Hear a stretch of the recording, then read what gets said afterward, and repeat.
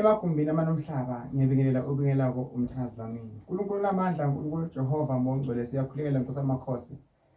Sikhulela Nkosi yamakhosi ukuba mdalezi umhlaba usicwele Nkosi yamakhosi lapho singenze kahle khona ngongcwele. Sikhulela kuphila nenhlanhla nenkazimulo nempumelelo.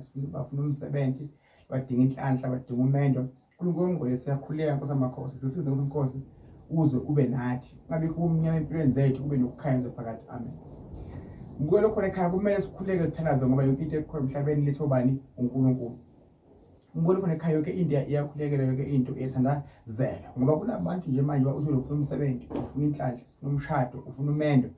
Bafaka isicitho ukuthi ungashadi, ungalotshola, ubhidlize ukuthi kuyalunga. Ngikho khona ekhaya umsebenzi babeka indawo yesikhundla, sibhidlize ngesikhundla silunge. Ngikho khona ekhaya abantu abakusela okuhle, sibonke abantu abathanda ngikho khona ekhaya. So ke idlodi ngikho khona ekhaya liyamdinga umuntu ukuba ahloniphe, azehlise ngikho khona ekhaya, abe nobuntu wonke lathi uyakwenza empilweni yakhe. Ekhaya usekhaya ngikho khona ekhaya. Yonke into ngikho khona idinga umthandazo nomkhuleko. Umkhuleko isikhiya sayo yonke indawo la ufuna ukufika khona. Nothi ufuna isigubhu, ufuna umuthi, ufuna iswasho, ufuna bahlolele, ufuna benze into Inkosi ehamba ngami. Ube samkhuleko ngaso sonke isikhathi, because if ngikhamkhulekweni ngikho khona ekhaya ayinto ngikho khona ekhaya.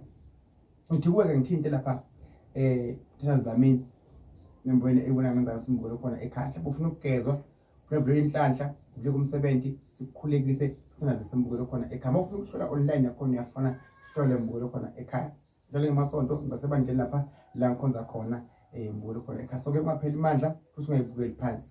Lapha October nge7 ngibe ngikhona lapha ngesithuma koyamolo ngikho khona ekhaya lapha eGoli. Mthandazi bami ebe akhona umthandazi ophilisayo, umthandazi onezwasho zakhe ayikhanda zakhe izandla zizakuphilisa wena ngikho khona ekhaya. Lezi zwasho zamthandazi bami fona wena ungamasana into eningi kakhulu. Fona ulunga impilo ukuthi uhamba kuphi wangahlula usizo la ekhaya. Isizo uzolithola ngoba uNkulunkulu unawe nabakini banawe. Ngomkhuleko nawe uthandaza nawe ukuthemba nawe ukukholelwa uzokhanya. Inkosi ibuse liyavuka ikhala njengamanje, yonke into oyifunako izokwenzeka. Inkosi ibe nawe. I love you.